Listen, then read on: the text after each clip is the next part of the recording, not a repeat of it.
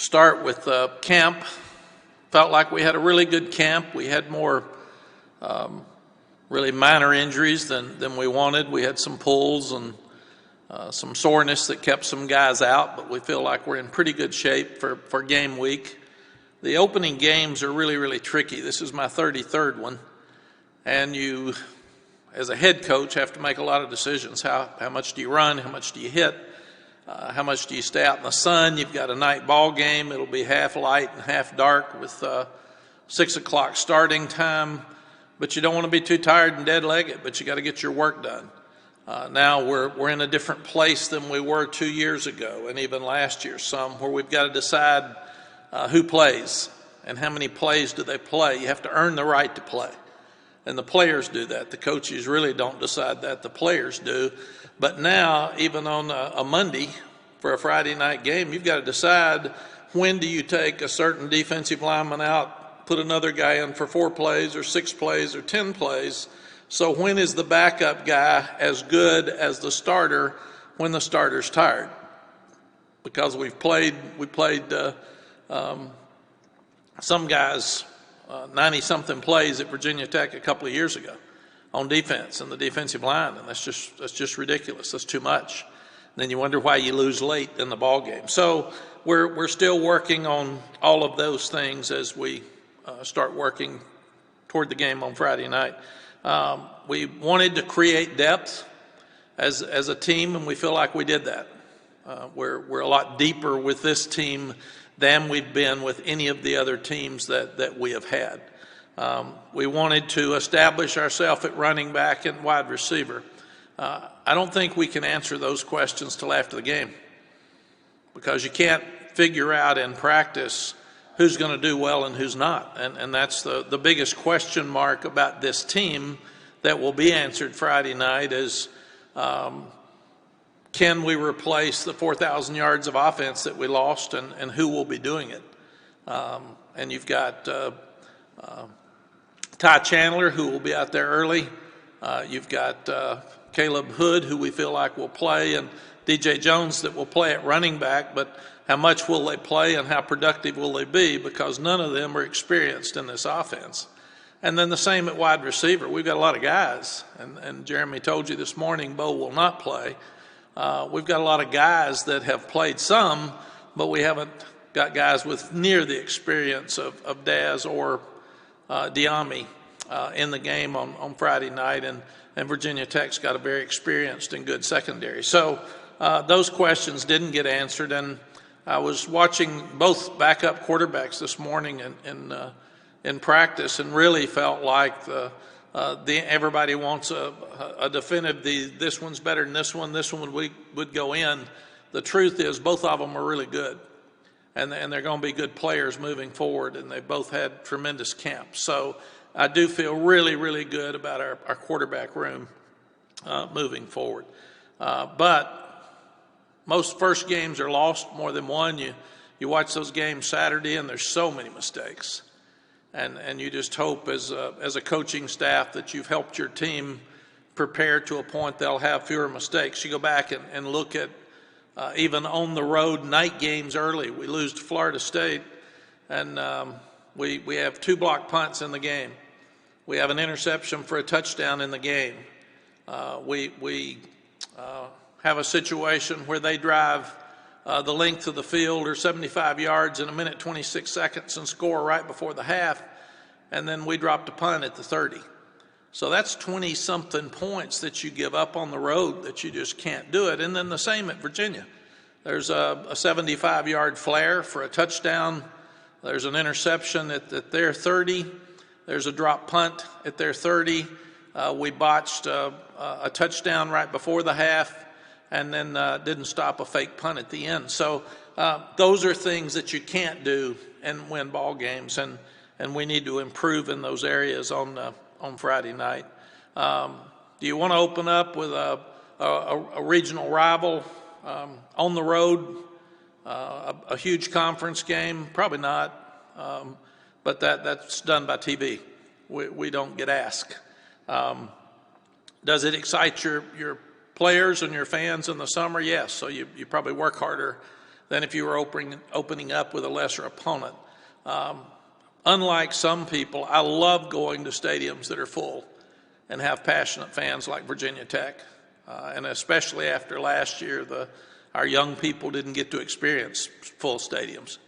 And that's just not the way college football is. You miss the pageantry and the fun. And Virginia Tech's got the great opening. They've got the tremendous fans. And it's a fun place to play, a challenging place to play, but it's a fun challenge. So I know our guys really, really look forward to going up there and love that atmosphere 2 years ago. And you've got to really compliment the Virginia Tech fans because they're as good as any fans in the country. They're going to come, they're going to be loud, and they're going to support their team.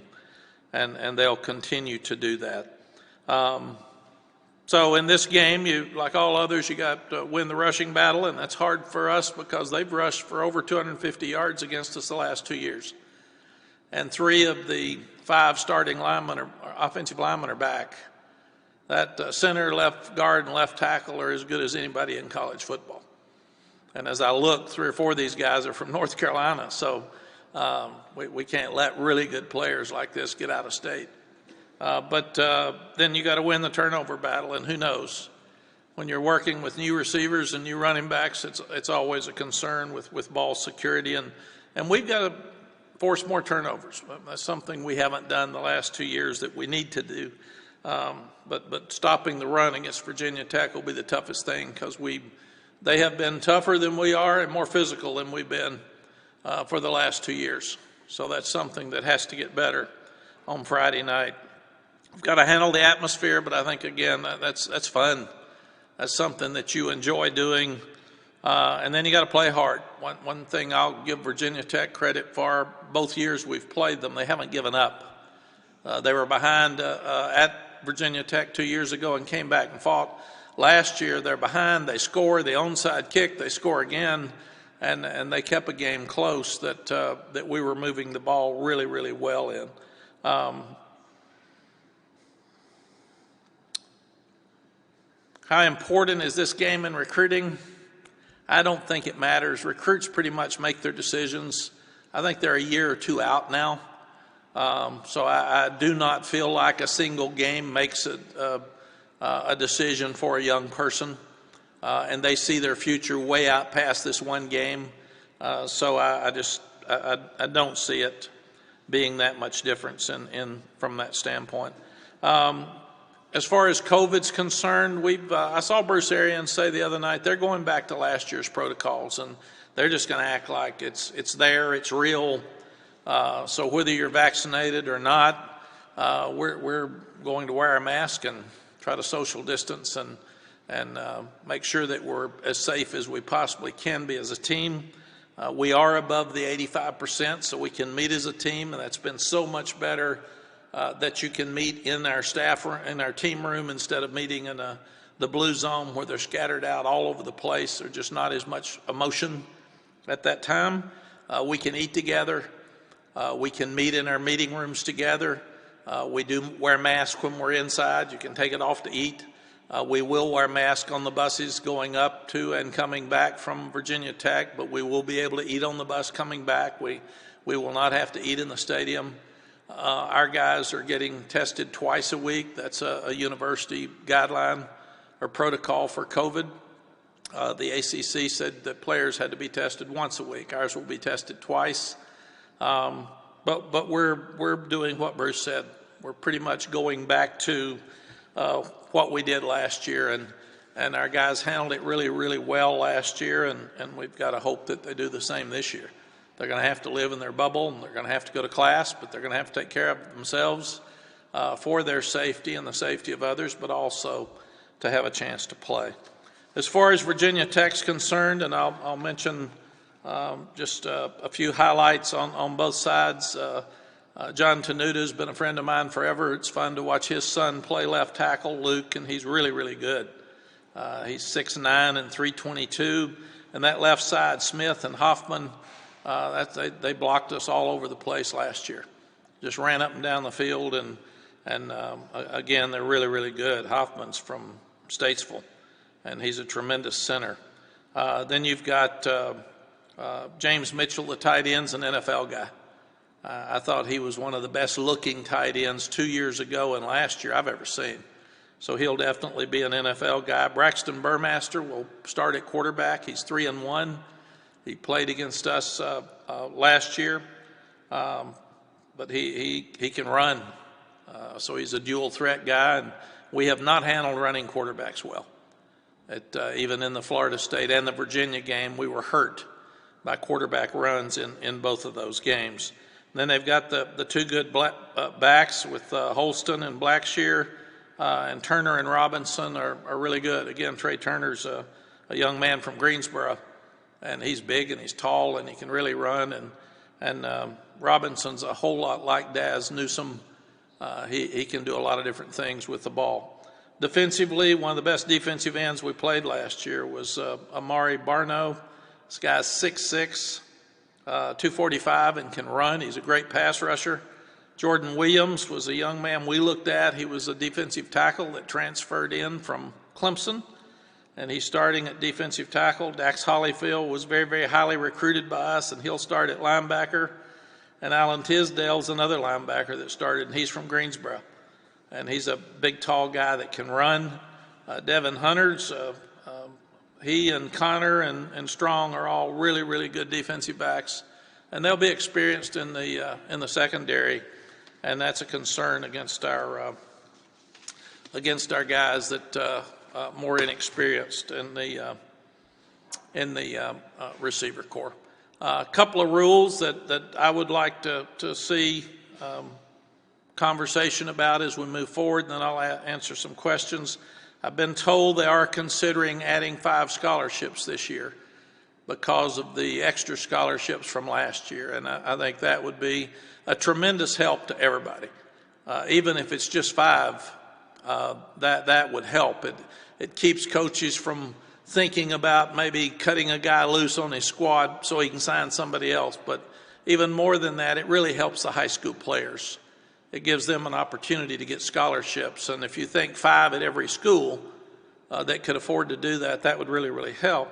And the other rule that I think we really need to look at and change for so many different reasons is the rule that says that the quality control guys and the analysts can't coach. I mean, to me, that makes absolutely no sense whatsoever.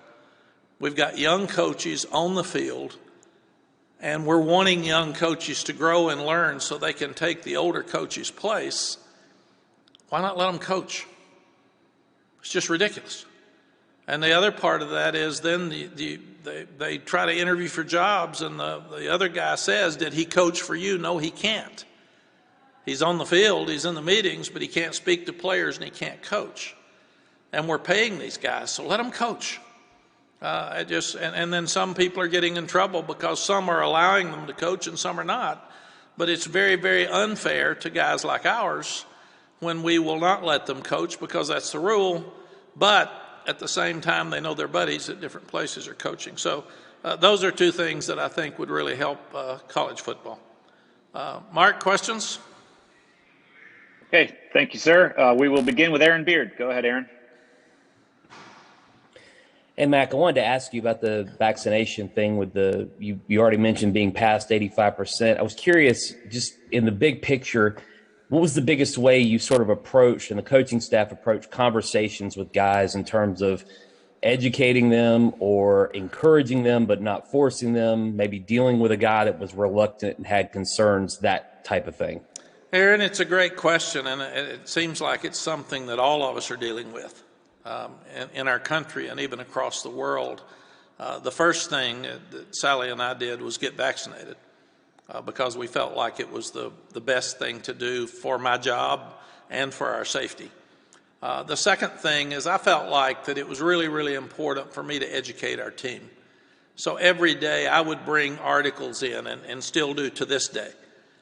And it would be on both sides. I tried to be as fair as I could possibly be, and told guys, if you're on the edge of getting your vaccination, go talk to the doctors. Go talk to them. Go visit with them. And at no time did we ever want to make somebody feel uncomfortable if they didn't want to take the vaccine. That we've said from day one. We're not going to play you based on or not play you based on whether you're vaccinated or not. You're going to have to be really safe either way. You're going to have to wear your mask, but you're going to have to be careful like last year, especially if you're not vaccinated. And then also told them the differences that they will be treated differently with testing if they're vaccinated as compared to if they're not. But I think the biggest thing for them is, I'm sure they're tired of me talking about it, but I've tried to be fair, and I think that's the most important thing. And to follow up with that, when you were dealing with this, you just talked about the protocols can be a little different, maybe, the testing and so forth. Is there a competitive advantage to having do you look at it at all like that, about having guys tested to where, or vaccinated to where the testing might be different? I think, Aaron, again, my job is to educate them like we do with going to the NFL, for instance, and then their job as a family is to make decisions. I will have to sit here now every week and be concerned about whether someone will play or not. I mean, that's just the way it is. But even if they were vaccinated and they show symptoms, then they would be tested. And if they have a positive for COVID, they're not going to play either. So what I've done, I'm at the point now where we're playing. I think the guys that have decided to get it have gotten it. The guys that have decided they don't want to probably aren't going to past this point, unless something changes that we're not aware of out in our country. So let's go play, but be smart, be careful. I wear this everywhere, indoors, every day if I'm around people, and I'm telling our coaches you have to do the same. This isn't funny, this isn't a joke, it's real, it's facts, and let's be safe.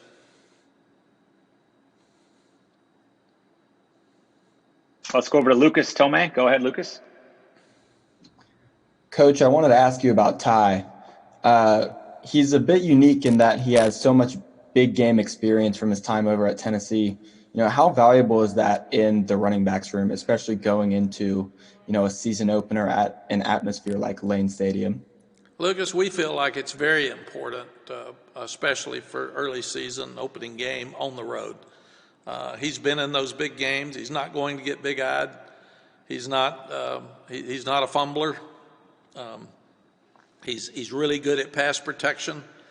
He knows what to do, and that's the reason we signed him. We're not big on grad transfers or transfers, but we did feel like that we needed that experience in that room, and we feel really, really good about him going forward. We haven't run him as much or hit him as much as some of the younger ones, simply because he's played so much at Tennessee.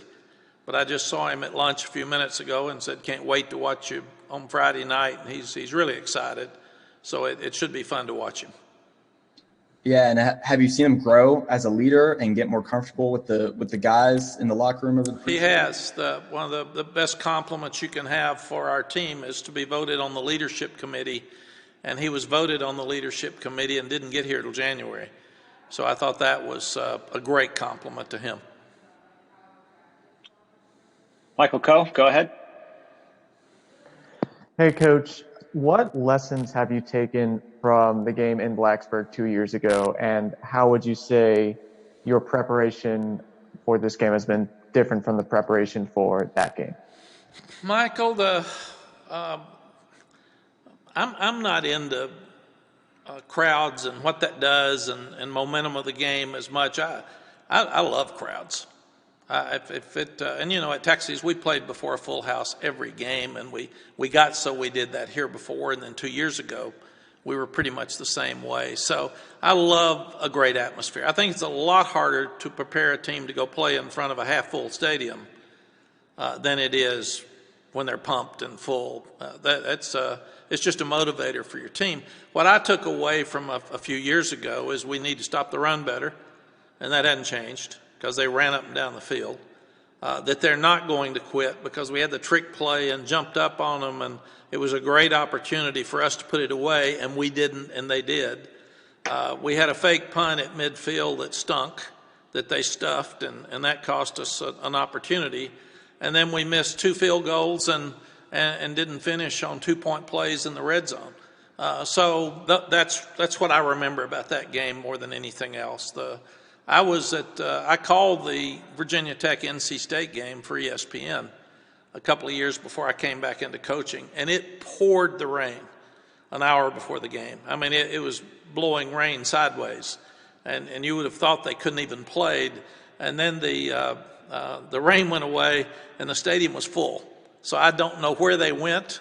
The stadium was empty, and then as soon as that rain was over, I thought, well, nobody's going to be here. This is going to be kind of crazy. It was packed, and they were pumped. So I really admire the Virginia Tech fans and have to give them all the credit in the world. But to me, that's a motivator for us and should be fun. You want to be at a place where they don't like us and they're going to be mad at us, and that's good. That should be motivation within itself. Thank you, Coach. Thank you. Okay, Hunter Nelson, go ahead. Hey, Coach, thanks for taking the time to join us here today. So now that you're in year 3 since you've come back to Chapel Hill, obviously a lot of fans are talking about potentially the ACC championship being up for grabs. But then some other fans might question some of the offensive production that was lost last year and how you replace it this year. So in your mind, what is your measuring stick for success as you move forward this season? Well, Hunter, number one, I'm leaning more toward that second group. Nobody can talk about winning the ACC championship till somebody beats Clemson, because they're the king. So they've got that spot. And in fact, when you look at the college football playoff, everybody talks about everybody going to be in the playoff. There's only 3 that are probably going to be in there, and then the rest of us are wannabes that are trying to fight to get there. And same thing with the top 10. I think there's a top 3 in all the rest of us. But I would say that we're way ahead of where I thought we would be going into season 3. We have more depth. We've recruited better than I could have imagined at this point, even though I thought we would. I didn't know it would be this quickly. We still haven't proven that we're ready to take another step. 8 wins is fine. That's a good measuring stick for us, but we're going to have to prove it, and that starts on Friday night. This will be a dogfight, and it'll be a really close game and tight game to the end. And to be really good, you've got to win those games, and especially on the road, and even more especially early. But I'm so pumped. I was talking to our coaches yesterday. We'll have better players next year than we've got this year. Now, we'll lose a great quarterback, but our team will have better players. So this program is here to stay, whether we win Friday night or not, and whether we have a great season this year or not, or whether we're in the top 10 or not at the end, or whether we're playing Clemson for the championship. I'm excited about where we're headed. And I never dreamed we would be talking about the things we're talking about right now, but that's just talk. Now it's time here in 4 more days or 5 days, we got to start proving this stuff. We've talked enough. It's time to win. And if we don't win Friday night, doesn't mean the season's over. It means we got a lot more work to do. And because we've got too many question marks right now that aren't answered to start anointing ourselves for something big. Andrew Jones, go ahead. Hey, Coach, you guys had some issues last season late in the first half of games, giving up points, quite a few touchdowns. And you said back in January, when we talked to you a couple of days after the Orange Bowl, that was one of the things you wanted to address. Do you feel like you've made some progress addressing that? And is the added depth on defense a part of addressing that issue? I would think, Andrew, yes, and yes. We addressed it, and we've looked at it. I do think depth will be a huge part of that, because you get tired right before the half, and you don't want to substitute right before the half when they're going to get a 20-minute rest. But I think if I remember, Florida State went 75 yards in about 1:26 after we had just scored to cut it to 24-7, and they make it 31-7, which is a killer, just an absolute killer. Going in. Notre Dame, we kick a field goal instead of going for it on 4th and 1 with 1:12 left, and Notre Dame takes it in 1:12 down and scores to kick the field goal, I think, to tie it up. So we've got to do better in that last 5 minutes of the first half. We've done better to start the second half than we have finishing the first half. So what we've done is our coaches have gone back and looked at every one of those drives that we've had problems with for 2 years. And that's what you do with your research when you're self-evaluating your team, to try to see what we could have done differently. Were we tired? Did we not get the tip ball? Did we drop an interception? Why is that happening to us? So hopefully we'll do better in that area on Friday night. Thank you. Appreciate that. Thank you. Okay, Greg Barnes, go ahead. Hey, Mack, wanted to circle back to the previous question. You're talking about kind of the hype and how it's just talk right now, and Friday you kind of get to see how this team actually is. That's been a talking point all season long, the elevated expectations for this team. How do you feel about your team's mind space right now in terms of understanding that and realizing that they have to go out and perform and they can't hold themselves to a standard they haven't yet reached? Greg, it's a good question. It's we've got 53 staff members and 106 players. And to ask how I feel that they think is a little crazy, because I'd have to sit down with each one of them individually, because all of them think something different. It's amazing to have a team meeting and you say something, and then when you leave you ask some questions and some of them didn't even hear you or they didn't understand it. And then some others are all, oh man, that is great, coach, I love it. And usually the more a guy's playing and the older he is, the better he understands. Our problem is not with the older guys. They were 5th in the country last year and going to Florida State and laid an egg and stunk. And then came back and fought in the second half and lost part of our season last year when we probably shouldn't. So they get it. They know that. They understand now that we went from 5th to 25th in 3 hours and 15 minutes. It didn't take us long to get kicked out. So old number 10, if we leave Blacksburg on that bus disappointed, old number 10 is going to die, or 9 or whatever it is, and it'll drop to 25 really fast. So that bunch understands it. What I've told them to do is be the best team you can be.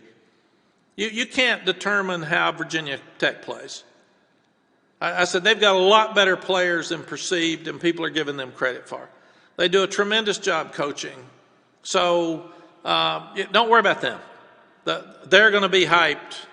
They're going to have trick plays. They may onside kick. Those fans are going to be pumped. So that's a given. You worry about you. And if we play the best we can play and don't win the game, then we weren't the 10th best team in the country in preseason. Let's figure out where we are and get ready for Georgia State. And that's the way we've approached it. You worry about you. And you be excited. You have fun. You compete. Understand it's going to be a tight game. Don't come to me and say, boy, these fans are pumped. I got that. Before you go, I can help you with that one. Amen. They love that song. I got that. Before we start, man, coach, they're fired up on the other side. 100%. Check those boxes now, and don't come to me and tell me you're surprised that they're going to have a surge at the first of that game with so much energy because they've been mad since our game last year. You just play. You be you, and let's see how good we can be. Thank you. Thank you. CL Brown, go ahead.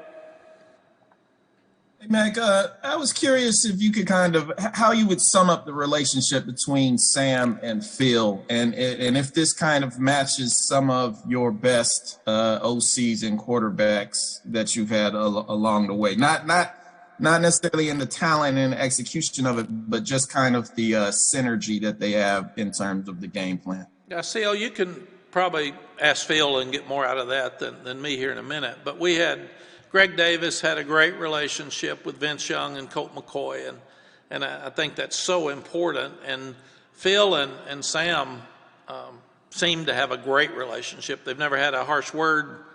The relationship has worked so well. Sam's over here all the time.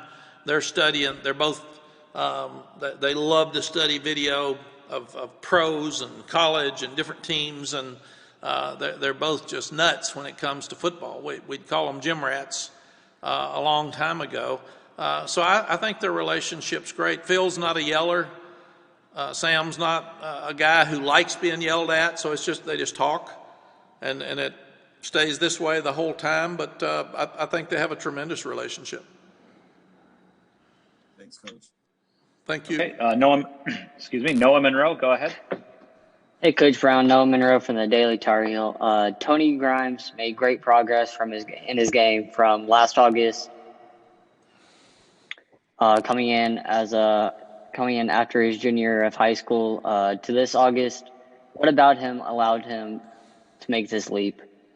Noah, he's got length, he's got speed. There's a reason he was rated as a 5-star recruit. Very few high school seniors could come in and do what he did last year. I worried about him being homesick. I worried about him getting hurt. I worried about him going home. I've never had a young guy in my 33 years as a head coach do that. You just skip your senior year in high school. And if he wasn't such a competitor and phenomenal athlete, he couldn't have done that. But we're talking about the Dre Bly's of the world here. And Tony Grimes is one of the best corners potentially that I've ever coached. And a lot of it's just his attitude. He's mature. He's tough. He's one of the first ones at every meeting. I mean, we meet at 6:30 every morning. He's there at 5:30 because he's trying to get things done. And he competes every play in practice. So when you've got the God-given talent that he's got, but you've got the demeanor and the passion and the drive, it gives you a chance to be really, really special. So I can't wait to watch him grow over the next 2 years. Thank you. Okay, over to Brendan Thank you, Marks. Noah. Hey, Mac. I wanted to elaborate on something that you spoke about, I think, the last time we had you, about Jeremiah Gemmel. You mentioned that he's one of the best leaders you may have ever had. In what ways has that shown up? I mean, can you give me a couple of examples of that? And also, how have you seen him grow in that aspect since you first got back? Brendan, the first thing is he coaches all the other kids. It's so cool to watch. I'll watch him say, come here. No, you're too wide. Cut your angle. You've got to come inside out. And it's just amazing. And he hustles every play. He knows what to do. He's got tremendous instincts, but he is the coach on the field. And that's a cliche we all use, but he is. And then I see Tamon Fox yesterday, or this morning, I guess, coming up to Javon DeWitt and saying, Coach, I saw this. Isn't this why he did that? And I see him say, hey, Des Evans, come over here. I want to show you why Virginia Tech's doing this, because it's a key. And I thought to myself, very honestly, if we could take Sam and Jeremiah Gemmel or Tamon Fox and leave me and Coach Longo and Coach Bateman here, they could coach the team. They know enough. They've got respect to the guys. Go. We'll watch it on TV. But that's what you've got to have to win, and we need more leaders like that to step up. But these guys are really, really special leaders. Thank you. Thank you, Brendan. All right, Coach, I think we've hit up against our time limit for today. We really appreciate your time, and good luck this week. Mark, we got two more. I'll try to be quick. Okay. Yes, sir. All right, Ross, go ahead. All right, appreciate it. Coach, we've heard Bo Krause is going to be out, and going into the preseason camp, we thought he was going to be available. So, wonder if you could shed some light on what's going on with Bo Krause, and additionally, with Joffrey Brown and Brian Anderson on the depth chart, what do you expect from those two guys who I know have been struggling with injuries as well? Just their status. Anything you can tell us would be helpful. Thank you. Yeah, I'm not supposed to get into injuries with Bo. We would have to have our medical people do that. They've told us to stay in our lane. But we do hope to get him back before the season's over. And the other two, we're hoping that they play on Friday. And that's just they're out there, they're practicing. So we're planning on them playing. And okay, thank you. Okay, one more. And we'll close. All right, Paul Collin, go ahead. Coach, thanks for joining us. So much so much talk around the running backs, receivers, and Sam Howell, of course. But talk about the offensive line, the importance of the cohesiveness and the health and the depth and the execution of that group. I feel like that we are so fortunate to have the same offensive line basically for 3 years. That just doesn't happen. And Charlie Heck's the only starter that's not still in that group, and I know he's competing for a starting spot at the Texans. So good for him. But the fact that we've had the same offensive line coach with the same players makes all the difference in the world for 3 years. And that should help us, along with the tight ends being back, that should help us allow the others to grow and grow up. If you've got a great offensive line and a great quarterback, experience at tight ends, it gives you a chance to let the more inexperienced receivers and running backs grow up. So I feel like we'll have a chance to do that. And to follow up on that, we expect to see more tight end play this year in the offense? Yes, we've gotten the ball to our tight ends much more, and I think to be fair to Coach Longo and our offensive staff, that when you're less experienced at wide receiver, you go to the best players, and last year Daz Newsome, De'Ami Brown, and those two running backs were really, really special, and there's only one ball, so you're going to get it to your best players. So yes, I do know that you'll see the tight ends more involved this year. And Mark, in closing, if I could say, because Phil's here and we'll move forward, thoughts and prayers to all the people in Afghanistan that we're trying to get back home safe. Thoughts and prayers for Louisiana, how tough that is. I've been down there, and that's a real difficult thing. And then you've got COVID on top of hospitals and people without power. So let's make sure that we get to play a game, and we understand how important this game is and how much fun it is. But there's a lot of pain out there too, and we need to make sure that we keep all of this into perspective and keep our prayers.